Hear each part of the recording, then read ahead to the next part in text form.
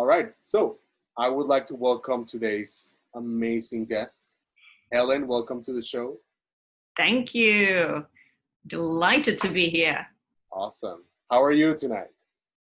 All right, so I thought you were going to ask me this question, and I decided I want to be totally honest with you, because I'm going to be all about honest in this in the time we have together.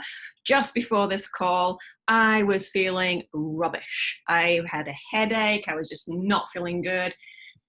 The thing is, the good news is I'm very good at shifting my attention, and I get totally energized by being with people and talking with people and answering questions. So it's all good. It's going to be great.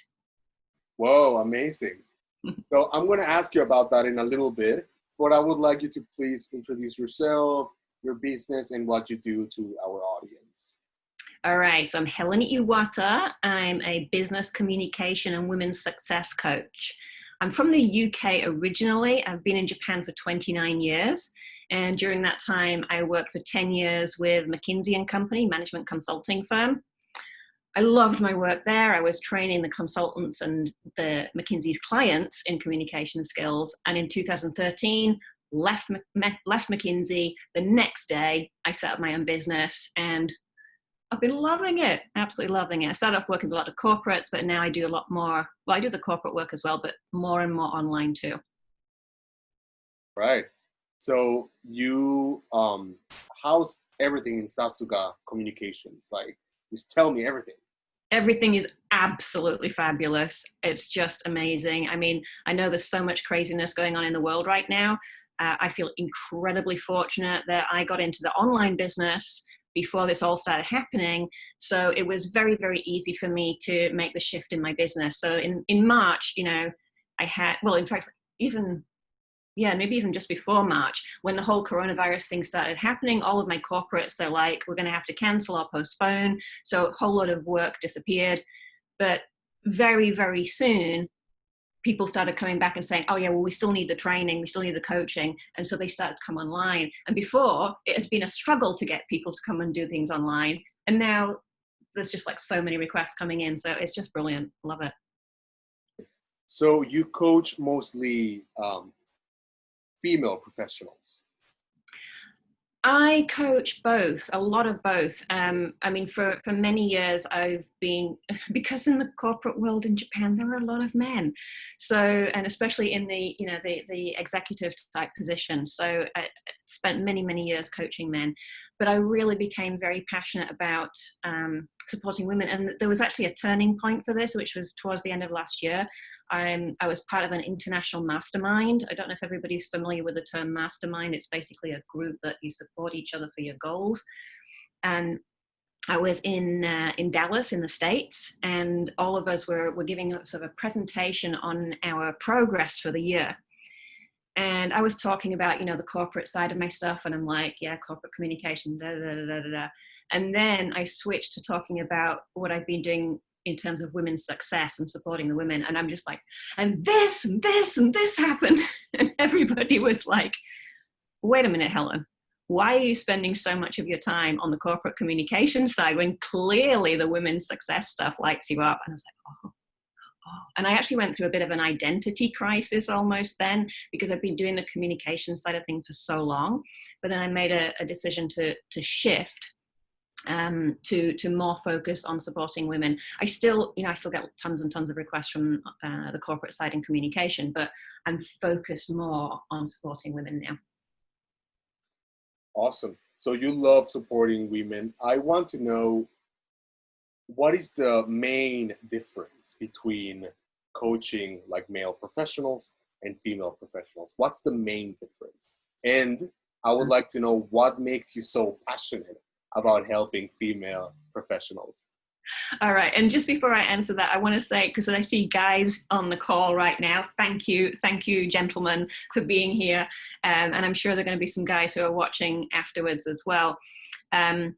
So in terms of differences, what I see is, I mean, as I said before, in the corporate world, in Japan especially, there are so many men. They get a lot of opportunities. And I see so many women in the corporate world especially And by the way, recently I'm also supporting more female entrepreneurs because that's a growing group as well. But let me talk just about the corporate women. So many women that I have seen who are really struggling to do their best, and they're struggling to please everybody at work, and very often they've got other responsibilities like family responsibilities, and totally putting themselves last. And not only have I seen this, but I've experienced it myself. I've gone through the whole burnout thing. And so that's why I became more passionate about it. And just for me, seeing the change, when I see those women who were, up until now, they were like, oh, so, and then they start to blossom, if that's the right word, So just seeing that, I love to see people smile. I just love to see people smile. And when they realize that they can do something that they didn't think they could do before, I love it. Before I ask you the next question, guys, this is like an open forum.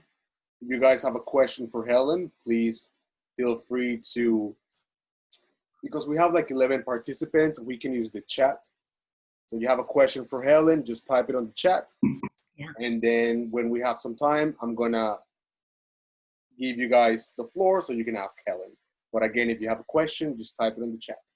Don't be afraid to interrupt. We are an open forum, and engagement is number one for us. So. Yeah, absolutely. I was saying to Angel just before when we were chatting that, I'm an open book. You can ask me anything, absolutely. And I really want to make sure, those of you who are on here live right now, I really respect that you're taking your time to be here. And I want to make sure that you get value for being here. So ask me anything, any tiny thing you've got in your mind. You might be thinking, oh, it's just me. It's only me who wants to know this. Probably if you want to know about it, other people want to know about it too. And it's not just the people on this call, there's going to be people watching afterwards as well. So ask away. Ask away, sounds perfect. Helen, I wanted to ask you, so in the beginning you told me how you were feeling like rubbish, right? My British side coming out, I felt rubbish, yeah. I love it. I never used that word, but I'm going to use it now. You should use rubbish and brilliant. Brilliant. Brilliant. Yeah. All right. Awesome, Helen. So you were telling me how you were feeling like rubbish. Yeah. And then you change your train of thought. Yeah. To a more positive one. Yeah. How do you do that? How do I do that? It's magic. I just changed my thought. I just focus. I mean, I think part of it is thinking about what's important. Mm-hmm. All right, what's important for me right now? Do I want to stay focused on, I feel rubbish, I've got a headache? Or do I want to serve the people who are here in front of me? And the great thing is that when I do shift to that, and I shift to serving the people in front of me, I feel better anyway. So thank you. Interesting. Do you have any techniques, or because on last event actually with John is right here. John, thank you, man. So John was talking about the catapult effect. Okay. How we can catch our feeling, and before we rage or something, we turn it into something else. Yeah. Well, do you have any techniques or any something that you do to change your thoughts? Right. So first of all, it's identifying the thought, right? So usually, the thoughts and feelings are so connected. We think something, we feel a certain way, that affects how we behave, and that affects the results that we get in life. So thoughts are absolutely crucial. And if your thoughts are going wandering off and doing all sorts of things, that's not a good thing. So really being aware of what you're thinking, and then what's the impact of that. Then when you identify the thought, then probably the first thing is to ask yourself, how do I know that to be true? Right? Because don't believe everything you think. We think so much that it's absolute rubbish again. Right? It's not true. So first of all, getting clear on how do I know that to be true? Now, there may be cases where what you think is true, like just before. It's like, okay, I think I have a headache. How do I know that to be true? Because I'm in pain. It's a true thing. But then what I can do is look at that. Well, can I do something about it? And fortunately, in this case, just getting on this call is doing something about it, because it moves my attention quite easily. But there are things going on in the world and things in life anyway, where you actually can't do anything about it, right? Something really horrible happens, like there's disasters going on here and there. There's all sorts of stuff. When something like that happens, it's out of your control. You can't do anything about it. So in that case, it's about, okay, well, there's no point me spending my thoughts here. Let me focus on something that is more useful. Or sometimes it might be that you can do something about it, then do it. It's pretty easy. That's interesting. Do you have any like meditation techniques or like deep breath, or like you take like 5 seconds, or is there anything you do?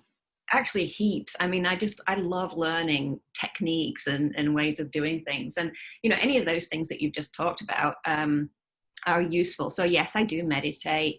One technique one technique is just going and lying down, which I also did before this. And that's, going to that topic of women and the women who are so overworked, or putting in so much effort all the time, and they feel guilty about taking a nap, right? Just taking a nap for 20 minutes can really refresh you. So that's one thing, is just take a nap. Another one is to actually go into some breathing and get really aware of your surroundings. So just taking deep breaths and then saying to yourself, okay, I see something. Okay, and just notice what's in your environment. Like, so if I was doing it now, I could say, I see a little green light at the top of my computer, or I hear the air conditioning because it's really, really hot, right? And I feel the chair that I'm sitting on, right? And then just taking a deep breath. So it's about kind of getting yourself really grounded. That's one thing that I like to do from time to time. I mean, I don't have to. Like, I'm in a very, very different place right now than I was a few years ago. So for me now, a lot of it's easy, and it's pretty easy for me to shift my attention. And I wouldn't say that it's necessarily easy in the beginning. It takes practice, and it's like, okay, now that doesn't go well, just have to keep doing it. And that's, I really believe in supportive environments, supportive communities. I mean, I think NIGHTCRAWLERS is brilliant that you've got this great community. And when you're a part of a community like that, and you see other people doing those things, it reminds you to keep doing those things. And that, I would say, is kind of encouraging and helps you as well. Definitely. I think it's a good idea to, like you said, be part of a community, because they keep you accountable. Yeah, totally. And I think that's really important. Yeah. So for us Westerners, kind of like experiencing our emotions is normal. Mm-hmm. Especially if you come from a country, like for example, I'm from Latin America. Yeah. Like we have no tatemae. People just say, like people just say what they think. Like, boom. Love it. Like, damn, you're ugly. Like, they'll say it like that, because that's who we are. Yeah. But what would you tell to a person that comes from a culture like Japanese culture, where you usually have to, and I saw this in your website, they have to do gaman. They gaman, right? Like, they have to like hide their feelings, be more patient. What would you say to that client? Well, gaman, let's just talk about gaman for a moment. And if there's anyone who doesn't know what gaman is, it's basically putting up with a situation. Now, I would say there's positive gaman and negative gaman. So, and this goes back to what I was saying about earlier, when there's like a situation, like a natural disaster or something. What I say there is positive gaman, because you just have to put up with the situation. It's like not very pleasant at the time. But then there's negative gaman, which is when you're putting up with a situation that you could actually do something about. And you're putting up with it and you're getting stressed about it, which often affects health. And I've seen this so many times. So really identifying if you're doing the gammon thing and stop it. Really. So gaman, Yeah. is this common in Japan? Oh, gammon's all over the place. Mm-hmm. Yeah. And the thing is that a lot of people see it as a virtue because in that sense that I talked about the first version, the positive gammon, it is a virtue, right?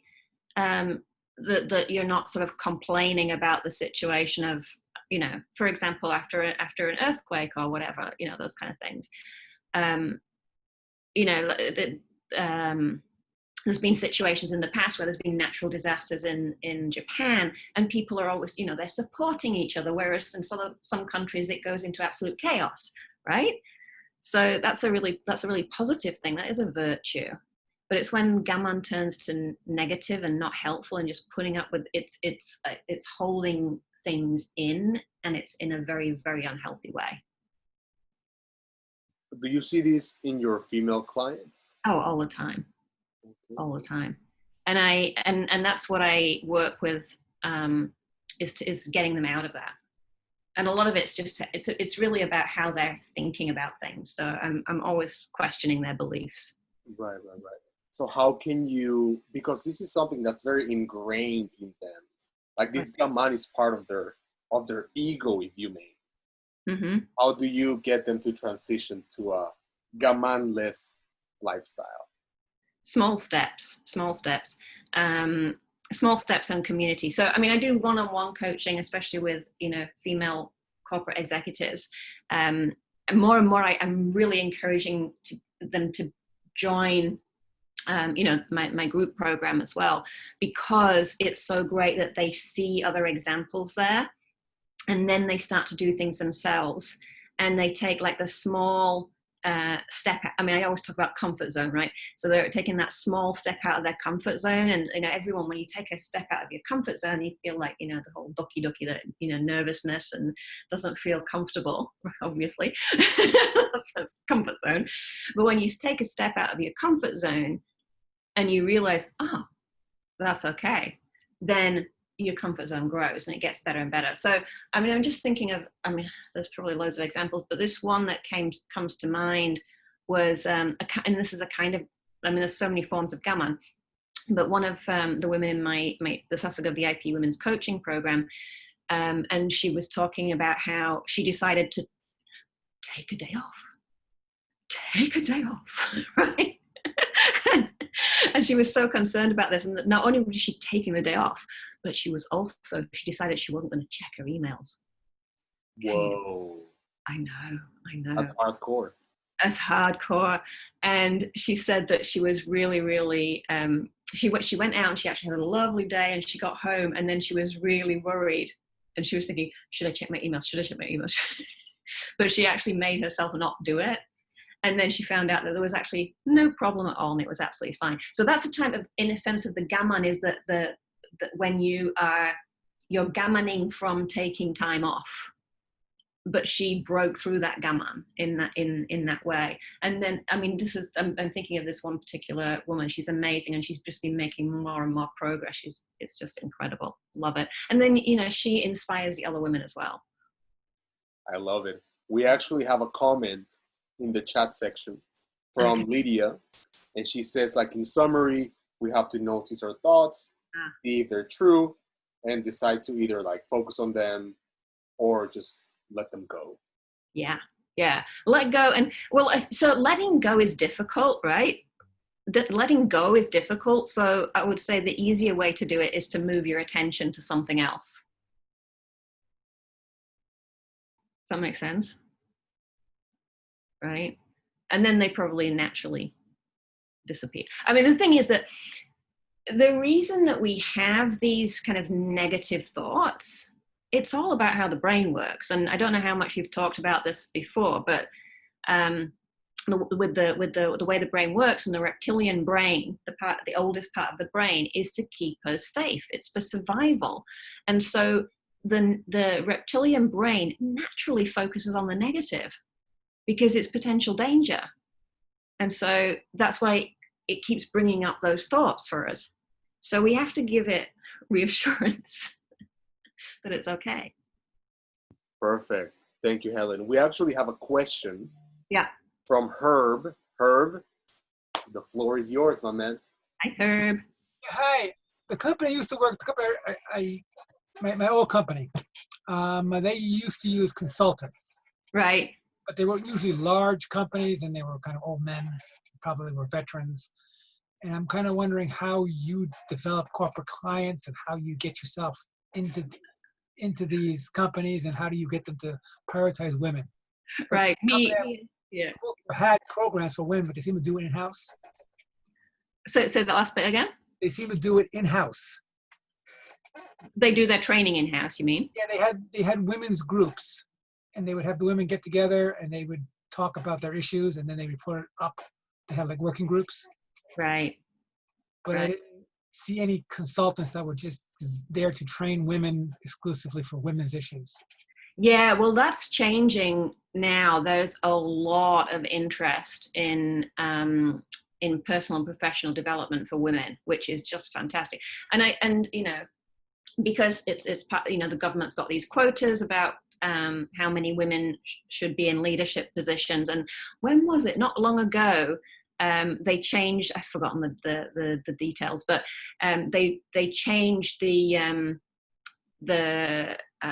target year. It was supposed to be done. I can't remember when it was supposed to be done, but they changed the target year because they just weren't getting enough women into leadership positions. And now I almost want to say a lot of companies are scrambling in a way to develop women and really having a hard time with it. You know, I was talking to an HR chap from one of the multinational companies, and he was saying, you know, it's just it's just such a headache for them is to develop women, because it's a lot of the corporate environments are not easy for women, especially if they want to have a family as well. And the women just don't think they're good enough. So it's a skill issue in some cases to a certain extent, but skills are easy. Like if you want to learn something, then you can learn something. It's the mindset that's the tricky part. And so getting them to the stage where they're okay with learning and growing and getting rid of the gamma. But going back to your question, Herb, I mean, I could talk about these things for ages. But going back to your question, Herb, you were asking about how I market myself, because you said that the companies you've seen before are big companies and a lot of men, and I'm a relatively tiny company, and it's me, little girl. The way that I do it is in the corporate world, it's been primarily word of mouth. So I was very, very fortunate because I had that McKinsey background. A lot of people were then starting to refer me. And then when I was referred, then they started to refer me to other companies as well. And I have a lot of repeat clients in my corporates as well. So that's been the main one. However, as my online presence has been increasing over the years, I have had more corporates as well coming to me through my online presence. Is that good? Great. Thank you for the question. All right. Awesome. Perfect. Oh, we have another question from Lydia. Lydia, go ahead. All right. Yeah, go. Hi. I was just wondering, what do you do to promote a shift in mindset versus just teaching skills? Because you mentioned that they're just different, but you kind of need both of them. Because I have my own platform that I try to sneakily move people's mindsets by saying, oh, we'll just teach you all these skills to make you better at what you're doing. But I'm secretly just trying to get people to change how they're thinking throughout the process. Right. So I was wondering how you cultivate a shifted mindset versus just teaching skills. Okay, so I introduced to them what I call the Sasuga growth model at the beginning of our work together. And the Sasuga growth model, if I'll describe it to you very, very briefly. So this is for how to grow in anything that you want to do. And a lot of the time people get focused on skills, but you may have heard this sort of example before. If you read a book about swimming, can you swim? No, right? You have to, first of all, there's two other things that come along with the skills. There's the mindset, and one other thing which I'll talk about in a minute. So I think of a circle, like a kind of a target, like circles a target. Right in the middle is mindset. The next circle out is skills. And the next circle out, and this is the other one I said I would talk about, is practice. Because so many people think, you know, oh, I did it once or twice and I didn't do it very well. Well, there's no surprise there. You need a lot of practice. And then when you practice more and more, then the outside circle becomes habit. So it's mindset, skills, practice, and habit. So when I start working with them, I set them up for awareness around mindset. And then I'll be asking them about, you know, how they're thinking about something. Because like, just take presentation skills for example. Like presentation skills, you can, you know, you learn the different skills. Like you can learn how you're supposed to use your gestures, or how you're supposed to use your voice, or how you to structure your communication, or all of those things. But if you if you are always thinking, oh, what are people going to think of me when I'm presenting, then you're not going to be a great presenter, because you're worried the mindset's going to hold you back. You can be in your head instead of focusing on your audience. And then as a presenter also, if you are not practicing, like, because who gives a presentation the first time and does a really good job? Not many people, right? It takes a lot of practice. So I talked a lot there, Lydia. Does that help to answer your question?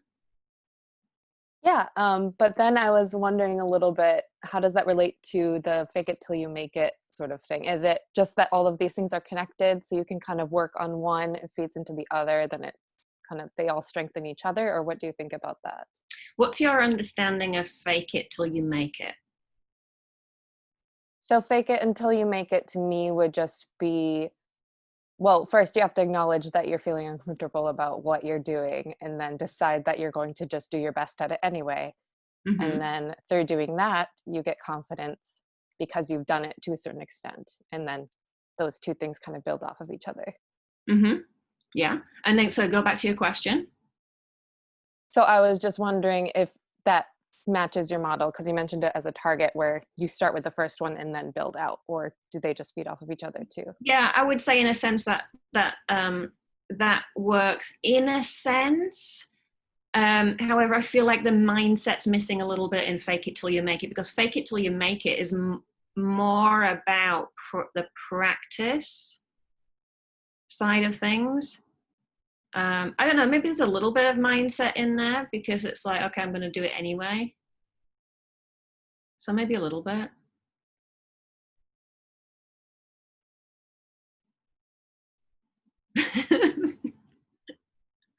I mean, to me, there's a lot of things, you can call them different things, but then it's like, what does that thing mean to you personally? And the big one is, does it work for you? Because if it works for you, fine, go with it. This is another thing that I'm a huge believer in. There's a lot of coaches, people out there who say there's this method and this is the way that you do it. Right? I don't believe in that. I believe in for some people that method might work, and for some people an adjusted method is going to work better. So I like to see what works best for each person, and also, you know, how each person interprets things in their own way, because we all talk, we talk, but we all have filters and what we say means different things. Does that answer your question, Lydia? Yeah, and feel free to ask more. I'm loving your questions. Everybody, not just Lydia, everybody. I loved Herb's question too. Don't want to be, you know, play favorites. Yeah. Definitely. Yeah, guys, again, engagement is number one for us. So if you have some questions, now it's the time. Yeah, and you really don't hold back. Like, you can ask me anything. Like, if you think it's a difficult question, ask it. make this, you know, this is the opportunity. This is what I'm here for. I love difficult questions because they get me thinking as well. Definitely. No gaman here. Oh, come on. All right, Helen. So in our like entrepreneurship world, I think we really romanticize the process of like hustling. Like you gotta work hard, you gotta hustle. Like that's a big, like that's something that I see a lot in the entrepreneur community. You gotta work hard, hustle. You gotta work like 17 hours a day to make your company. And you see people like Gary Vaynerchuk, very popular guy, who really like, how would you say, he promotes this type of behavior. But then when I was looking at your website, I saw something that said like self-care. Yes. The strategy. And I'm like, this sounds interesting. That's quite new. So what do you mean by that? Yeah, not a fan of the whole hustle mentality. I mean, personally, I have nothing against Gary Vee. Not a fan of that approach. I am not, because that whole hustle and work really, really hard, that's what gets people in hospital. Been there, done that. It's not, doesn't work.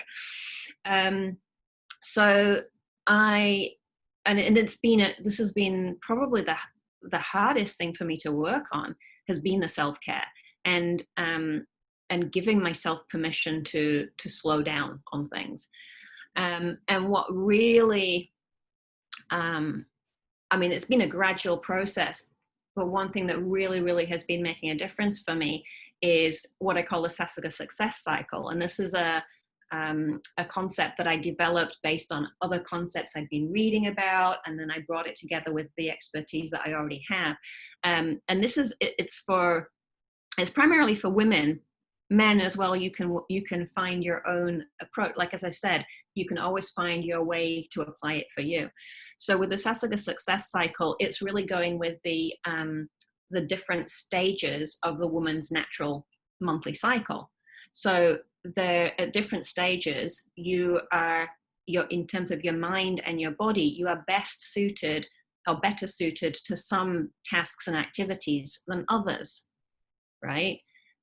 So understanding what those are, and then as far as you can, focusing your tasks and activities for the appropriate time in your cycle, it makes a massive difference. Things start to get easier and you're performing much better.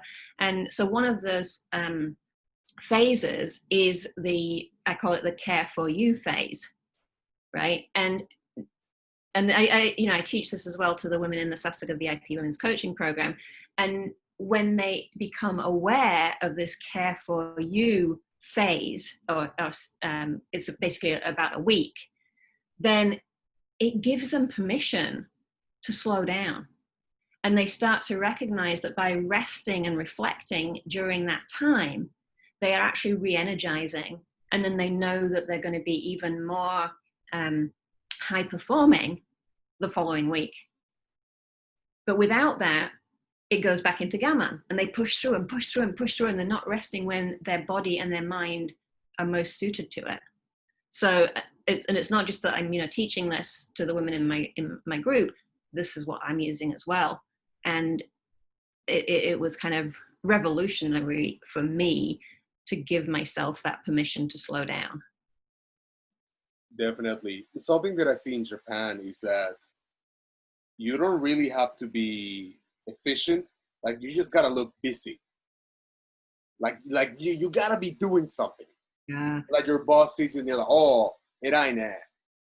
So how would you take someone who has that mentality ingrained in their mind? Like, I gotta do something. I gotta be active. I gotta serve tea. I gotta make like copies or something like that. What would you tell to that person? Like, like, care for yourself. How would you do that? Well, I'd start off with how are you feeling? Right?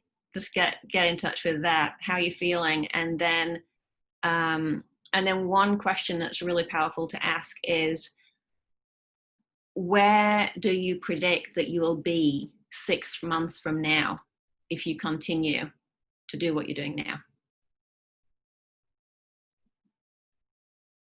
And the thing is that people say, oh, yeah, I'm not going to be a good place. And the thing is, they're actually going to be in a worse place in the sense that they have lost the opportunity to do something different. Interesting. We actually have a question Mm-hmm. from John. John, go ahead. Oh, hi, Helen. Hi.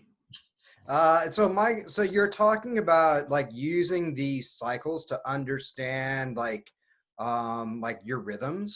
Yeah. So like, is there some way that you teach people to monitor like when it's time to push and when it's time to hold back, or like when's your creative time, or when's your like focus on data time kind of thing? Yeah. So, I mean, I haven't done work with men on this.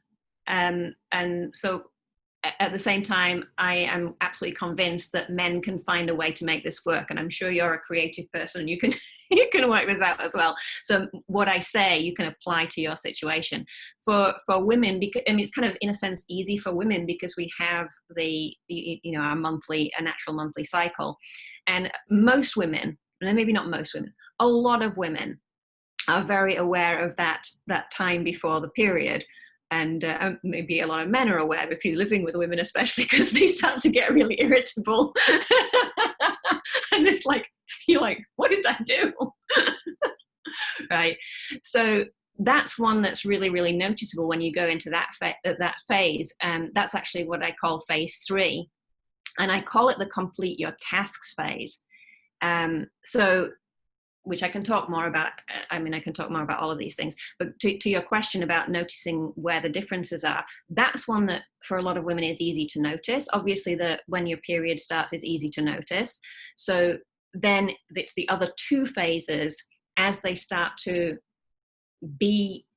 observe their body and how they feel and how they're thinking more, they start to become aware of when the shift is for the other ones as well. So it's what I would say is it's more about being aware that there are changes and then work out where they are for you. Because like for women, it's not necessarily that you have like 7 days of this, 7 days of this, 7 days of this. For some women, it's shorter or longer. And as you become more aware, it's again, like, so it's not the sort of thing that you do it the first time and it all works.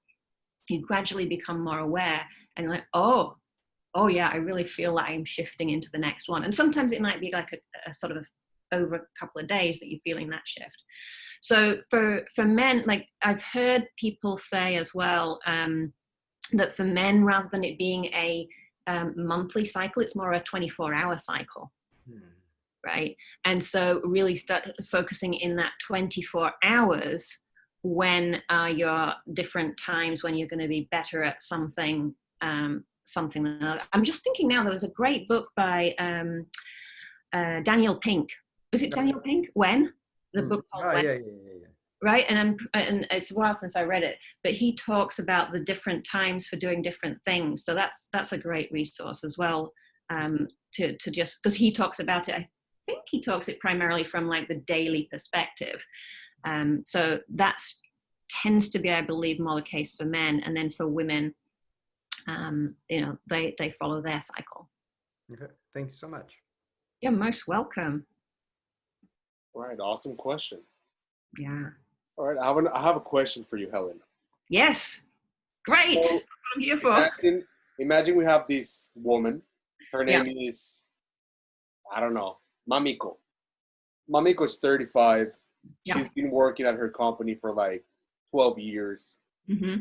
And she has this dream to become an entrepreneur, right? She has a very awesome dream, but when she envisions that reality, she feels like it's really far away. Right. Like unreachable, right? So how do you transform this person who is shy, she is not the best at socializing, she's not very assertive, but at the same time, she has that dream, that goal, like guiding her. How do you take this person from here to her goal of being an entrepreneur? All right. First of all, I love Mamiko. I'm a big fan of Mamiko already.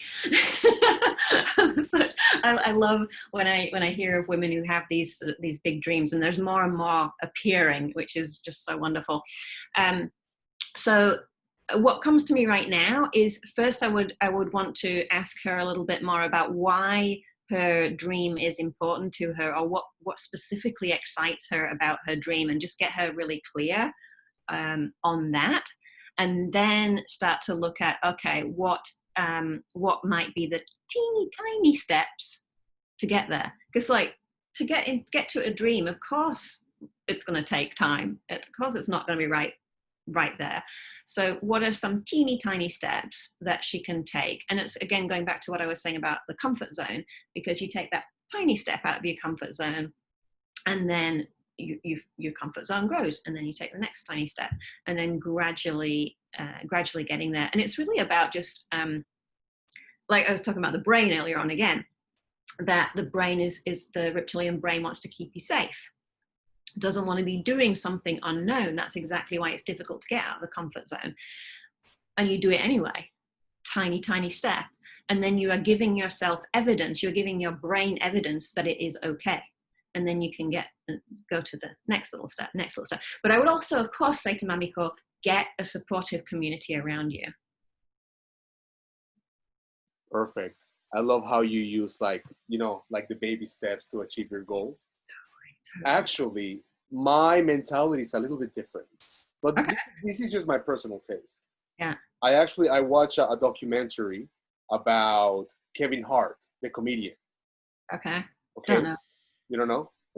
Famous comedian. Okay. And then he was talking about when he was a kid, Yeah. his dad put him in situations where he didn't know what to do. So he Yeah. had to figure it out by himself. Mm-hmm. And I give you an example. When he was a kid, he went to the pool with his dad, and he didn't know how to swim. Uh-huh. So the dad grabbed him, Yeah. and threw him in the pool. Yeah. And he's like, swim. Yeah. And he said, like, now, like, thinking back, Yeah. he's like, because of my dad Yeah. throwing me in these situations that I didn't know what to do, Yeah. and I just had to react, I became a more self-sufficient person. Yeah. And this is me personally. My life has been like that. It's Right. like I throw myself in situations where I don't know what to do, and I'm like, all right, I gotta figure it out. Mm-hmm. And that's how I personally grow. Yeah. What's your take on that? Totally. And again, it goes back to what I said about it depends on the person, because there are people, and I would say, Angel, you and I are probably similar in this way, that throw me into a difficult situation and I'm gonna be fine because I'll deal with it. Whereas I'm going to give you a specific example in a moment. For some people, that's too scary and it shuts them down. So it's a little bit about, which type of person are you? But okay, let me give you this specific example. Oh my goodness. This is from a few years ago. So I was 47 years old. I'm going to tell you now, I'm 51 years old now, right? So I was 47 years old, and I started snowboarding with my family. And so we'd gone snowboard. So that my family, my husband and my daughter. My husband's Japanese, and my daughter, and they'd already been snowboarding a few times. And so we had done a little bit, and we got to the kind of the top of the slope and started going down. And I was having a pretty good time because I'd learned a little bit and I could kind of move. And I was going down this nice, gentle slope and kind of enjoying it and fun. And then my husband, he's in the next room. I don't know if you can hear me. He went off. He just like disappeared off this way. And my daughter's like, we have to go with Daddy. And I'm like, no, I don't know the route that he's gone down. He looks like he's gone down that route, which is like, it looks like it's very steep and there are trees and it looks very twisty. And I don't want to go down there. I want to go down my nice gentle slope here where I'm enjoying myself. But of course, mother-daughter thing, and daughter's like, no, but Daddy, we've got to go with Daddy. I'm like, oh. So I went off down this very, very scary route.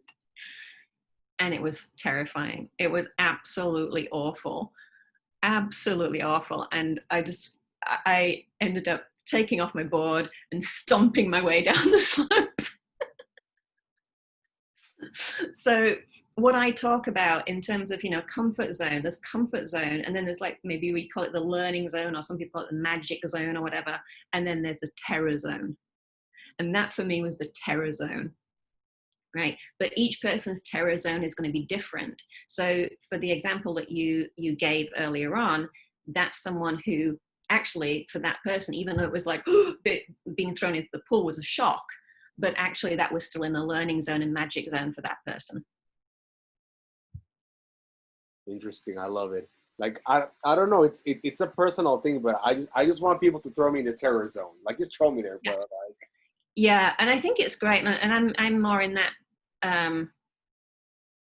Well, I don't know, because it just depends where your terror zone is. Like maybe there is a super, but like your terror zone is very, very far out. Right. But maybe there is something that would be totally terrifying for you. And the more that people like you and I and Helen, and I'm sure many of you who are on live and watching as well, we're probably more of the sort of people who are willing to take those steps out. So that terror zone is much, much further away. Thank you, Helen. That was a perfect answer. We actually have a question from Hua. Hua, go ahead. Hi. Hi. Thank you for the answer before. It's very lovely what I was thinking about the comfort zone and the terror zone. And by the way, I love Kevin Hart too. I have to go and find out who this Kevin Hart is. I don't. Yeah, you definitely love him. Okay. Anyway, my question is, how do you see successful women deal with their imposter syndrome? The reason why I asked it is because I think that you can never get rid of the imposter syndrome, even though you are super successful. It's just something that you have to deal with and handling better with time. So I figure if you are successful and you still have it, so maybe you have some tactics to live with it more efficient than, starter like me. Well, that's an interesting belief, Hua. It's an interesting belief that you say that you can't get rid of imposter syndrome. Uh-huh. So that's one of those things where, what I said before, don't believe everything you think. I mean, how do you know that to be true? I've been talking with some quite successful people that I've known, and they deep down inside, they still have something that they're scared of. Mm-hmm. So they might have something that they're scared of, but maybe it's not the thing that they've really become successful in. Right. So yeah, in a sense, it's maybe a little different. And it's really interesting you bring up this topic of imposter syndrome, because I've been asked to actually talk about this on my podcast, on the Sasuga podcast, because it's such a definitely buzzword. Gonna check it out. Right. It's a great topic.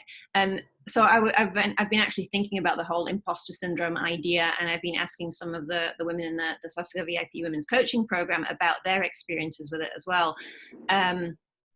And in a sense, in a sense, when you ask around and when people are honest, pretty much everyone has a sense of imposter syndrome around something. Yeah. Right? And it's actually a normal part of being a human being, because for many, many human beings, I'm sure it's the majority of human beings, even if we don't think about it consciously, deep down, and this goes back to the brain, we want to be accepted by the group. Exactly. We want to be approved of and recognized. So that's where the whole imposter syndrome thing comes from. And then when you start to do the things that, as we've been talking about, when you start to take those steps out of your comfort zone and show to your reptilian brain that actually it's safe to do this, then that imposter syndrome disappears. And if I talk about my own, my personal experience, when I first started, like standing in front of groups of very senior corporate people and delivering training, oh my goodness, total imposter syndrome. I was like, how on earth can I be here doing this? Yeah. Now, no, I don't have a tiniest bit of imposter syndrome. So this I don't want to sound like arrogant or whatever, but I know I am very good. I was going to swear almost, but I am very, very good at what I do. And I don't have, I work with very, very senior people, and I don't have the slightest bit of imposter syndrome in those areas where I have developed my expertise. Now, if I then went on to do something that I wasn't so familiar in, I can't think of an example right now, but I'm sure there are many, then I might feel imposter syndrome. And that would be normal. And I would know that what to do is to just do it, show myself that I can do it, and then the imposter syndrome goes. Okay. So you're saying that how to face with the imposter syndrome is just to do it anyway. Yeah. What if you're too scared of the result? Well, then you're not going to do it. Yeah. Right? So you have to make a decision. Am I gonna choose my what's the word, scaredness? Am I going to choose my scaredness and stick with it, or am I going to have a go and show myself that I can actually do it? Because you can't do it unless you do it. Uh-huh. And being scared is normal. That goes back to mindset, right? Yeah. Being scared is normal. Absolutely normal. And that's because it's your brain. Your brain's trying to keep you safe. So you recognize, like, okay, there's my brain attempting to keep you safe, and I'm going to do it anyway, and it's going to be fine. I don't know if I can get to your place at all in the future, but because the more I harness in my vulnerability, the more I see more of it. Of course, I can tackle one thing and then the other thing just pop up, and it's like peeling onion. It's never end. Right. So try that. Okay. So what makes you say that you don't think you can ever get there? Because it keeps popping up. It keeps happening. I keep discovering more and more things about me, the weaknesses, the thing that I'm scared to dealing with. Okay. And I've seen a lot of people have that too, and I don't know how you do that. Okay. So what it sounds like is you're spending a lot of time focusing on what's not working and what you call a weakness.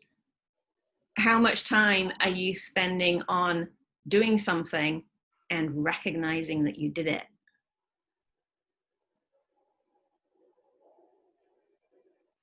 I do that too. I just don't know why I keep thinking about those negative things. Well, that's, as I said, it's your brain that wants to keep you Yeah. safe. It wants to show you the negatives and the, oh, what if I can't do it, and what might people think of me? And you say, I'm going to just, if it's okay, Ho, I'm going to challenge you a little bit, because you say that you're focusing on the things that you can do. How much are you really, though? You mean can or can't? You can and you have. Like 40%. Like from one day in my normal day, I was just focusing on things that I can do, and just think about what thing I cannot do at the end of the day. Okay. So this is very interesting. I love this topic. And because it's something that's just so common. One of the things that I talk with the Sasuga VIP Women's Coaching Program women about is achievement amnesia. Interesting. Okay. Achievement amnesia. And again, it goes back to, because the brain is so focused on the negative and the danger and keeping us safe. And actually, there's another, what was it called? I learned a new term the other day. It's called the something effect. I can't remember.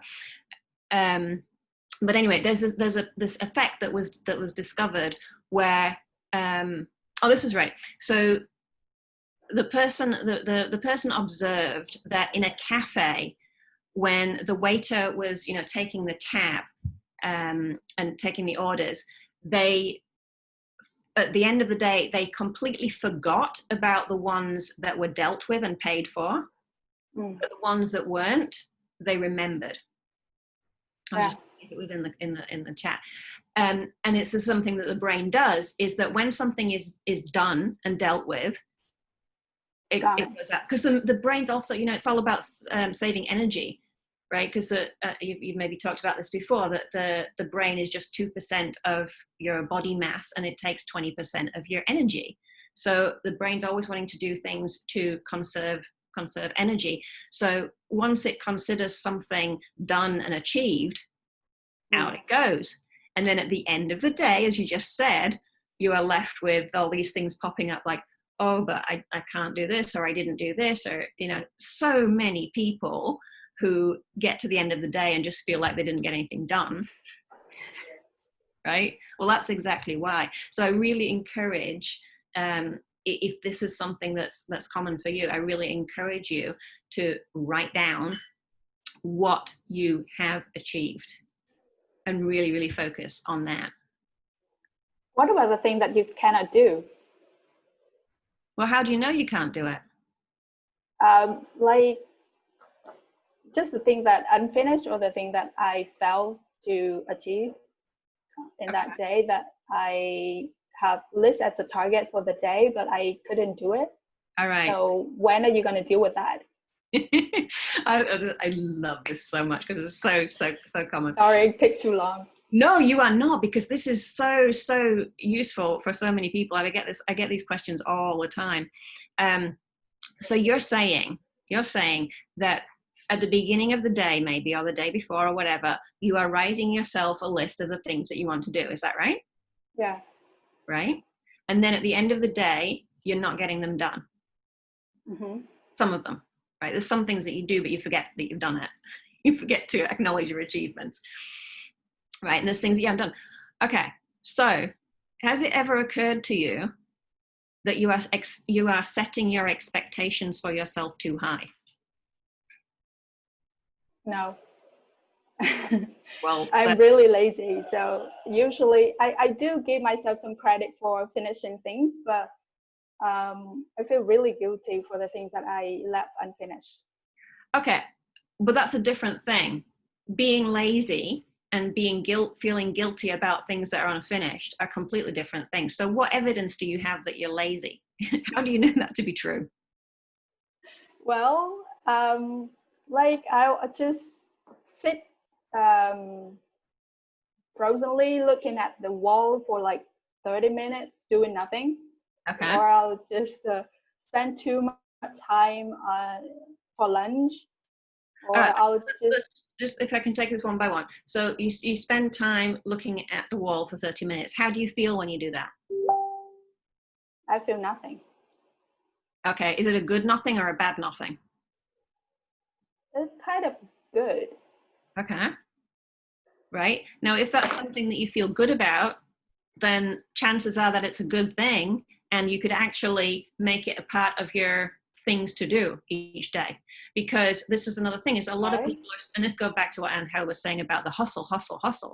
Like, actually spending 30 minutes or so just being quiet and staring at the wall, it would probably be great if more people did that. Just to really relax. Yeah. Well, thank you for saying that. Well, it's not any kind of compliment or anything. It's a fact, right? Taking that time to just rest. And then the important thing, though, is that then you're also getting things done that are important for you. So tell me more about that, if it's all right with everybody else. More about what? So what about so you've spent your lovely time being quiet and staring at the wall, which I love, and I'm actually considering whether I might want to have a go at that, because I think that sounds great.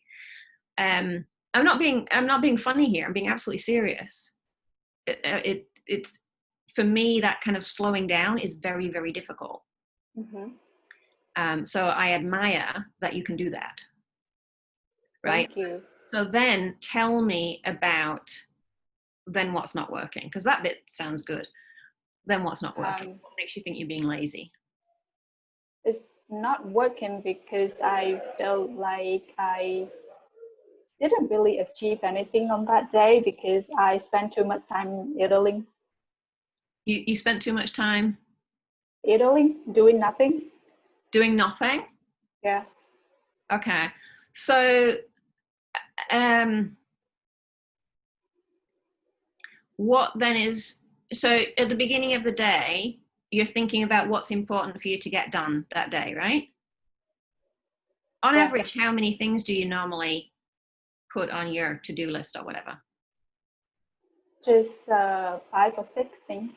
Okay. Start with 1. Well, I'm a UX designer, UI UX designer, so I start with like user research or storytelling, something like that. Okay. So make sure you get clear each day on at least one thing that would make you feel great. Like I did this for a long time, journaling in the morning, and I would start off the journal with what would make me feel great would be this. What would make me feel great would be this. And this, it could be some work-related thing that I had to get done, or it could be sitting for 30 minutes staring at the wall because that's good for self-care. But get clear on the one thing. Make sure you do that one thing and acknowledge that one thing at the end of the day. And that's your first bit of progress. I see. And I'll then, do that. I'll and try then that. expand it to like, okay, so I'm getting there. I'm making progress. I'm doing my one thing. I'm feeling good about it. Now I can make 2 things each day, or I can make 3 things each day. I would say like 3 is a really good number. 5 kind of maximum. This is the thing, is that so many, okay, I'm gonna just like totally give this to you. This is part of yeah, I'm gonna do this. A really key part of one of the trainings that I offer, and I'm gonna share this with you. This analogy, I mean, it's yeah, picture the no, let's go with the actual situation. So I was on the Marunouchi line, the subway in the middle of Tokyo. This was actually some time ago. It was before coronavirus, and there were a lot of people on there. It was absolutely packed. I know, I use it too. Right? It was packed. And then the doors opened, and the platform was full of people waiting to get on. Yeah. Right? And there's just no way those people physically fit into the carriage. And I had this sudden realization. I'm like, oh my goodness, it's like my days. I already have really, like, my day is the carriage. I have these really full days already. And then I have all of these things that I think I should be doing, which are the people on the platform, and I'm expecting to get them into my carriage, and it's not going to fit. And that realization for me was absolutely huge. And I share that in some of my trainings, and it just has a big shift for a lot of the women. That's really mindful of you to realize that. It's like your cup is too full and you cannot add any more tea on that. Yeah, and that's like, it's in my nature to sort of push and want to do more, because I've noticed it's not just in like how, I mean, it's changed now, but it's not just how I used to see my day, but it's exactly the same with like some of the drawers in the house. Like, I'm pushing as much as I possibly can, so it's really hard to shut the drawer, or the bento box, like, you know, making a bento box. Like shoving as much as I could in, and there's only so much fits into the container. So treat your day like a container. and get realistic about what you can actually do. So then you're not feeling the guilt about, oh, I didn't get that done. Thank you. I'll try that. I'll practice that. Yeah. Again, it goes back to, so if you're not getting the things done, or you're feeling you're not getting the things done, it really goes back to, as I said, about different types of people. And sometimes it's actually the procrastinator people, and sometimes it's the achievement amnesia people. So if you're the procrastinator person, then look at what is causing the procrastination. What are what's stopping you? And get clear on that. And then if you're the achievement amnesia person, then that's about recognizing what you've done and making sure you write it down, and almost going to extremes about it. Because like this, as I said, this was hard for me too.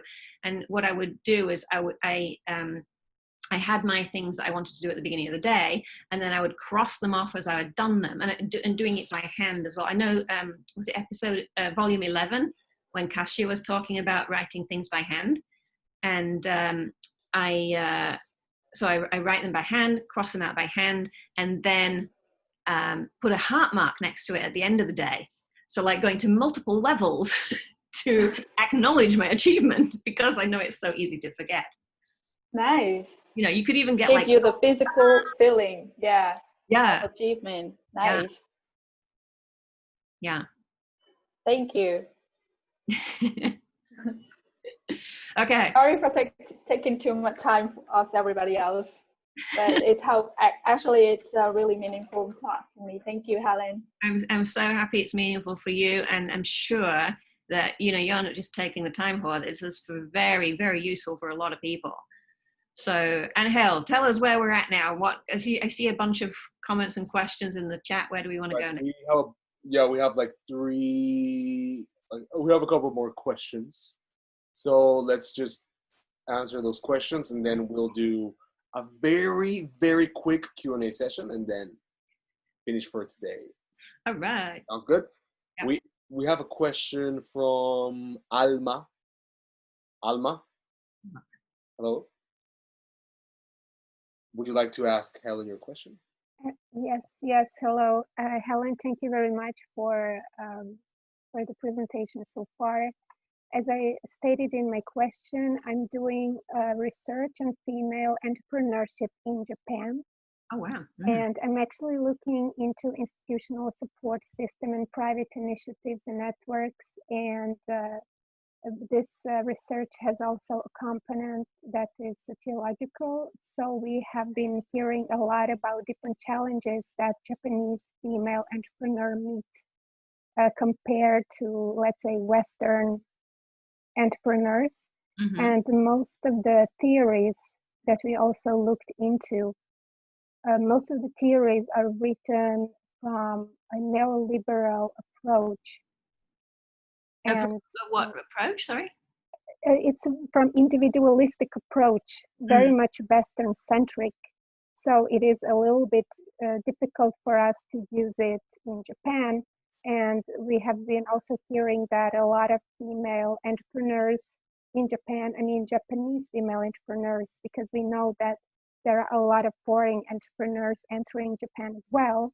So we have two different groups. But the Japanese one sometimes experiences a type of stigma, let's say, because they live in a conservative society. And even though they really want to start their own business, it doesn't necessarily mean that their success will be, let's say, positively perceived. It might create some challenges in the private sphere, as very many organizations are gendered, meaning they are masculine, even though there are very many women working in the organization. The structure itself has a masculine approach, at least, or organizational style. And from our research, we actually learned quite a lot. We have a lot of knowledge about institutional support system, private initiative networks. We met very many female entrepreneurs, foreign and Japanese.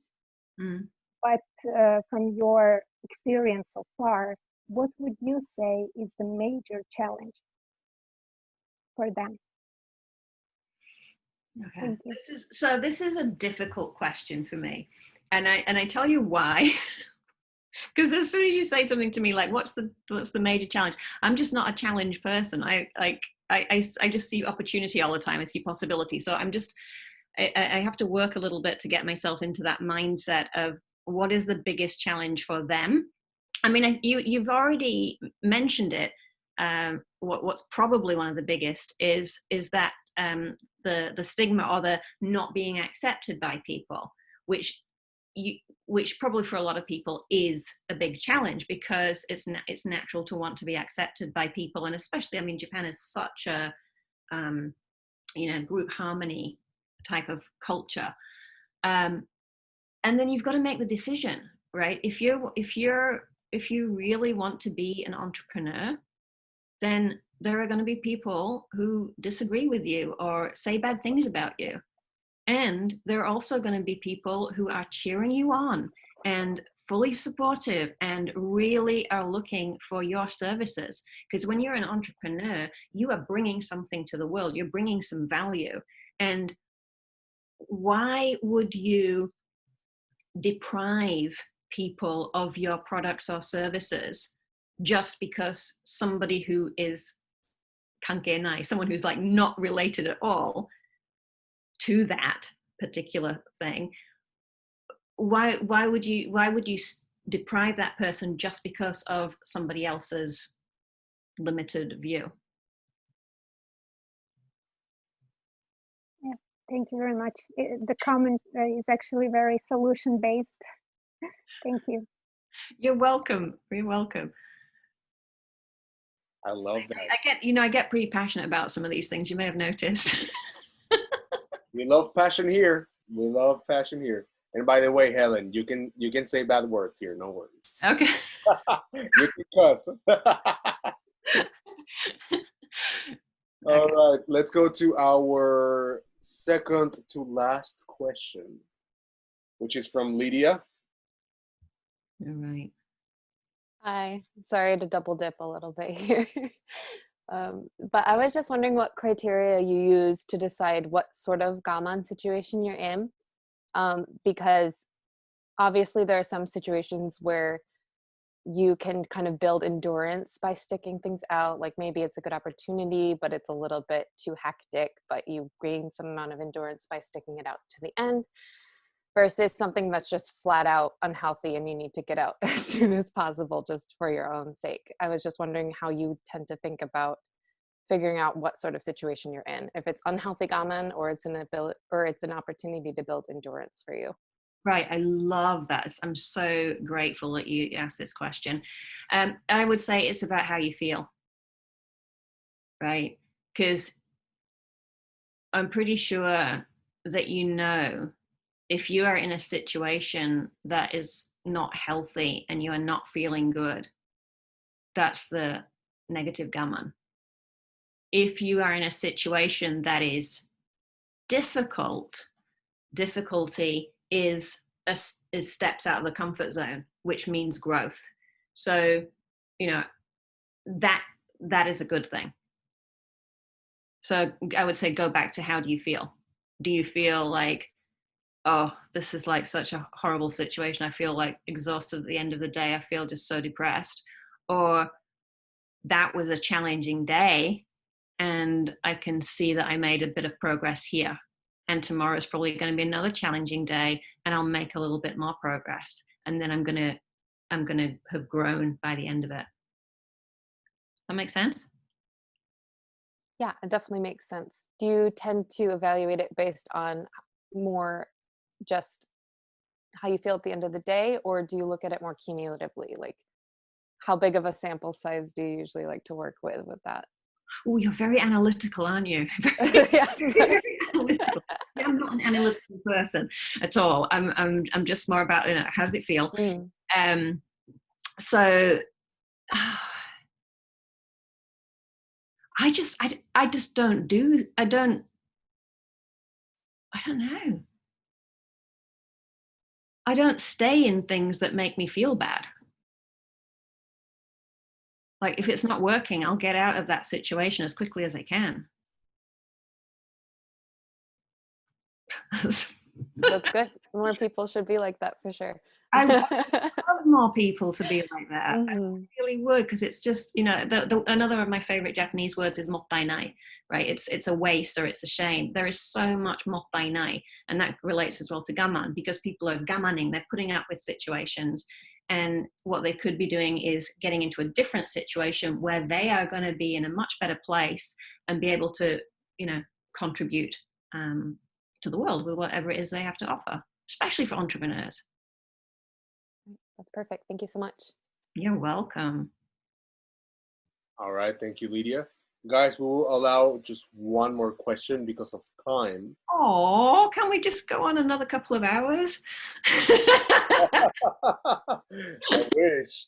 But yeah, we will allow one more question, so please think about it. While you guys think about your question, Helen, I wanted to ask you about the songs that you picked. Okay. So if you guys don't know, we actually have a playlist on Spotify. I'm going to send you the link right here. It's called NIGHTCRAWLERS.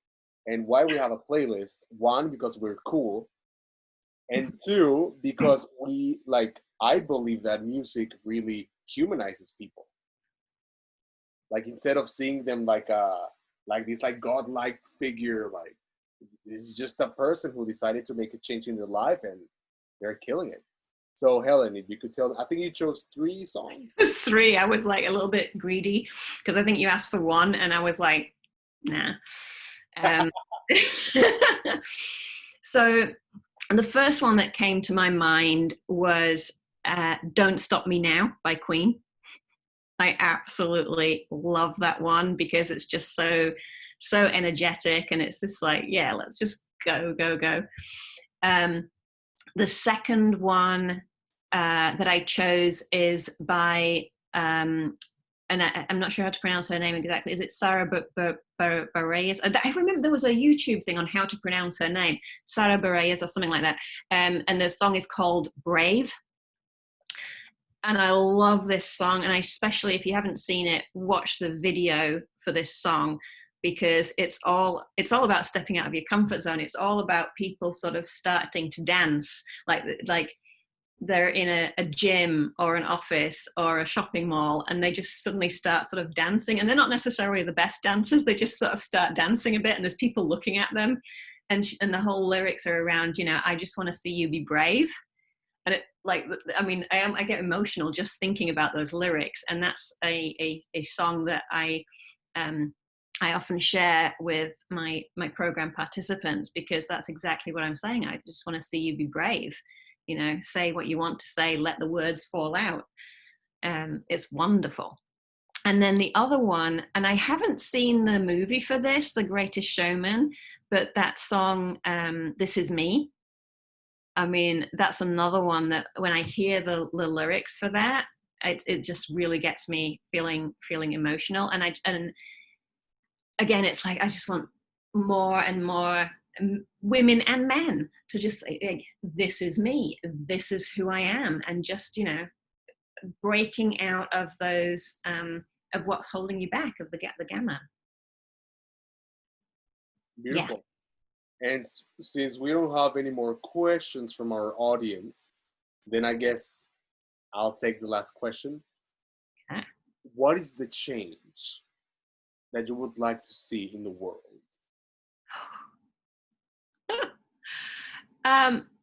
Every change that I see in people. I mean, I just want to see more of the changes in people, because every single change that I see in people changes of getting out of the comfort zone, of getting out of gammon, all of that.